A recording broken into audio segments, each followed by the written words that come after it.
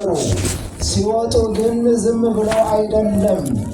ግብፃውያን ወይም ፈርዖንና ሰራዊቱ እስራኤልን አንለቅም ብለው ነበረ። ይሁን እንጂ እግዚአብሔር ኃይል አለው። እግዚአብሔር እነዚያ እምቢባዮችን በመቅሰፍት መትቶ፣ ይኸውም በ9 ታላላቅ መቅሰፍቶች ግብፃውያንን መትቶ በ10ኛ ሞተ በኩር ግብፃውያንን አጥፍቶ በ11ኛ ስጥመተ ባህር እነሱን መትቶ ሕዝቡን ነፃ ያወጣበት ቀን ነው። በዚህ መሰረት እስራኤላውያን በየበረሃው ሲጓዙ፣ ከባርነት ነፃ ወጥተው ሲጓዙ መልአኩ ቅዱስ ሚካኤል እየመራቸው ነበረ። መልአኩ ቅዱስ ሚካኤል እስራኤላውያንን በየመንገዱ እየመራቸው ነበር። ቀን በደመና ሌሊት በብርሃን አምድ ይመራቸው ነበረ። በእስራኤላውያን ፊት በከተሞቻቸው ፊት እየሆነ እስራኤል ነፃ እንዲወጡ ታላቁ ገናናው መልአክ ቅዱስ ሚካኤል ይመራቸው ነበር። ለዚህ ነው ቅዱስ ያሬድ እንዘ ሚካኤል የሐወር ቅድመ ትዕይንቶሙ ለእስራኤል። ቅዱስ ሚካኤል በእስራኤል ከተማ ፊት ለፊት እየተጓዘ ይመራቸው ነበረ፣ ይረዳቸው ነበረ ያለው። ስለዚህ እስራኤላውያን በቅዱስ ሚካኤል መሪነት ቅዱስ ሚካኤል እየመራቸው የባርነቱን ቦታ ለቀው ከፈርዖን አገዛዝ ነፃ ወጥተው ወደ ነፃነት ወደ ምድረ ርስት የተሸጋገሩበት ቀን ነው ማለት ነው። ምክንያቱም እግዚአብሔርን ከማያውቁ ሰዎች ነፃ የወጡበት ቀን ነው። እግዚአብሔርን ወደ ማወቅ የደረሱበት ቀን ነው። እምቢ ባዮች በእግዚአብሔር ኃይል የተጠቁበት ነው። እስራኤላውያን ደግሞ የእግዚአብሔርን ኃይል ያዩበት ቀን ነው ማለት ነው።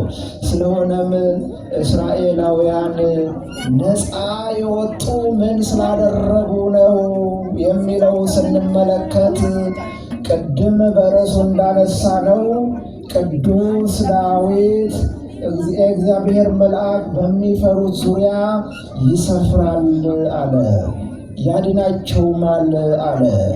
እኛ እግዚአብሔርን ስንፈራ፣ እኛ የእግዚአብሔርን ሕግ ስንጠብቅ መላእክቱ በእኛ ውስጥ ሰፍረው ያድኑናል። መላእክቱ እኛን ይረዳሉ። መላእክቱ እኛን ከባርነት ነፃ ያወጣሉ። ቅዱሳን መላእክት እኛን በሰላም ይመሩናል ማለት ነው። ልክ ለእስራኤላውያን የሆነ አሁንም ያው ነው። ለእስራኤላውያንን የመራ ቅዱስ ሚካኤል አሁንም እርሱ ነው።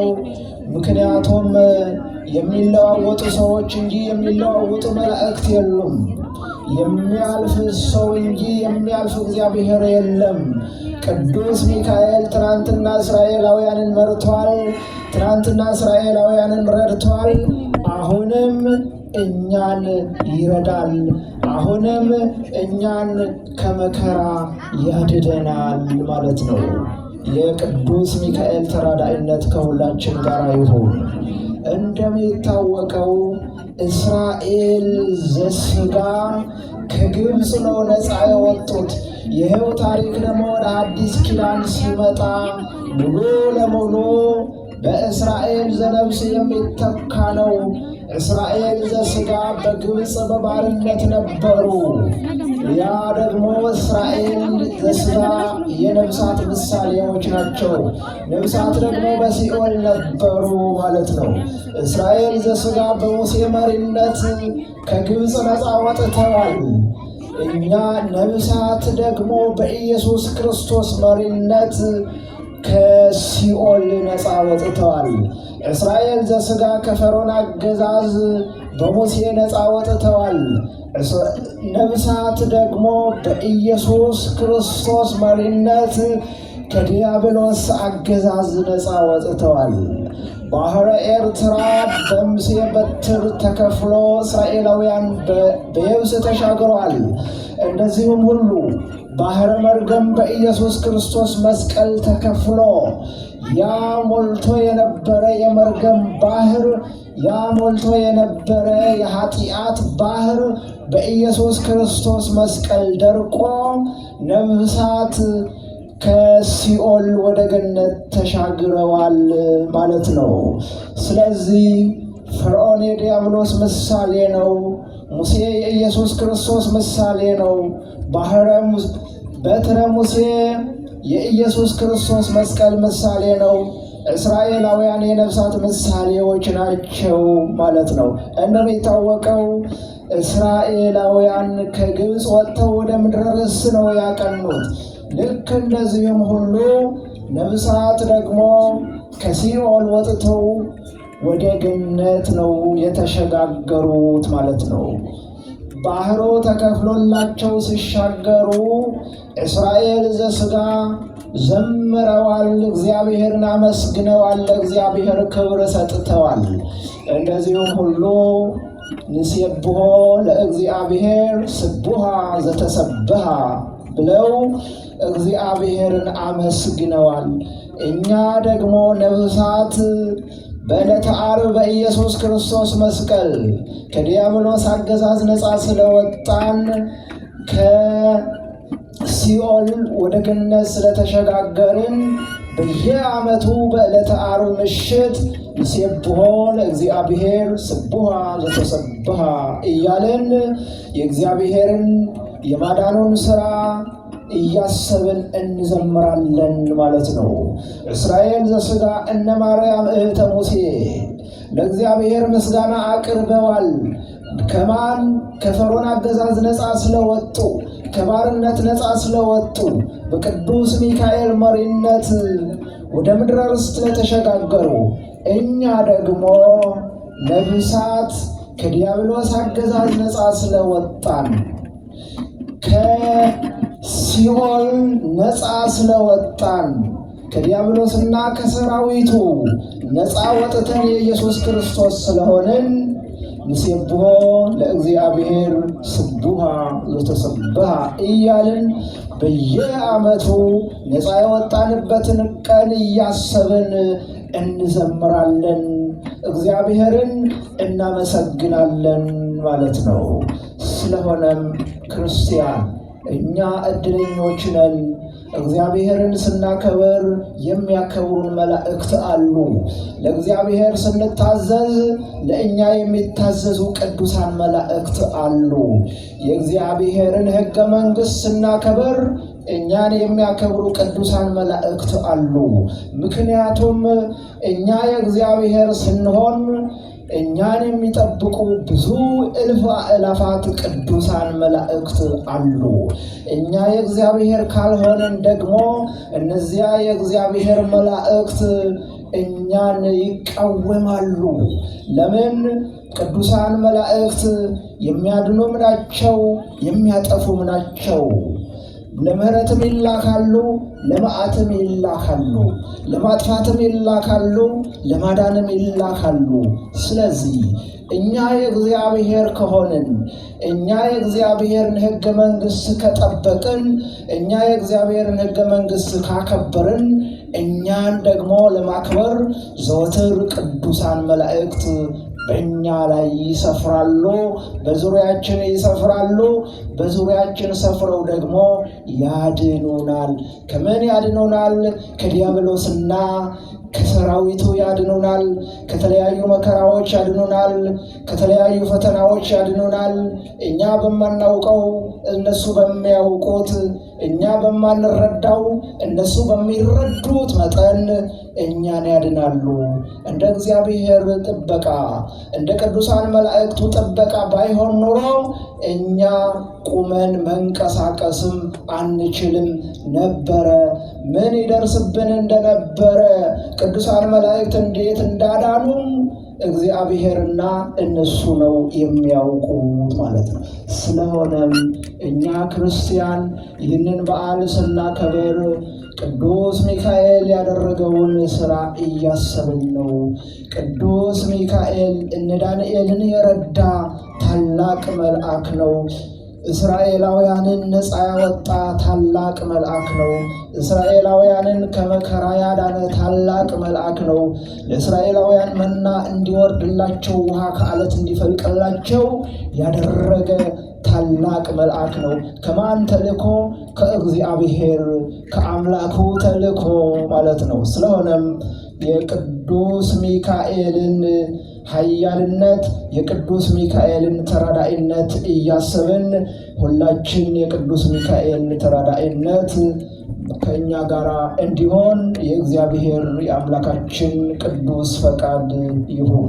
መልአኩ ቅዱስ ሚካኤል እስራኤላውያንን ነፃ እንዳወጣ እኛንም ከመከራ ሁሉ ነፃ ያውጣን፣ በክንፈ ረድኤቱ ይጠብቀን። ወስብሐት ለእግዚአብሔር።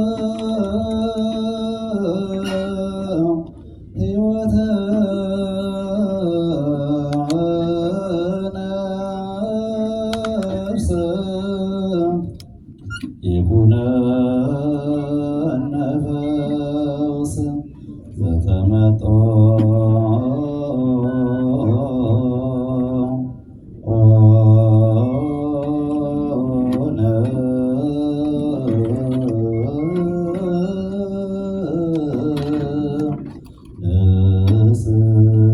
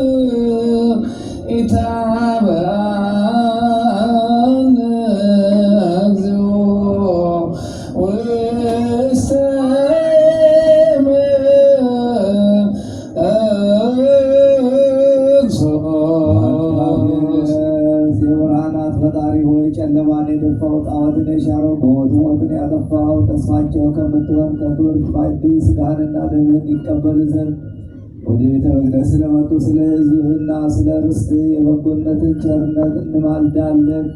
በቀንና በቀን በመልክና በሕዋሳትን በማየትን በራእይም ከመበደልና ከመሳት ጠብቃቸው። በሌሊት ለከንቱ ነገር መትጋት እንዳይመጣባቸው ጠብቃቸው። ይህችውም ነፍስን የምታጠፋ ናት። በቢተኙም የመላእክት ክንፍ እንዲያለብሳቸው አድርግ። የእንቅልፍ ጽናት እንዳያሰጥማቸው ይኸውም የሞት ምሳሌ ነው። አቤቱ በፍቅር አንቃቸው። ክቡር ጽኑ የሚሆን ስምህንም ያመሰግኑ ዘንድ ዓለምን ያዝ ከአንተ እግዚአብሔር አምላካችን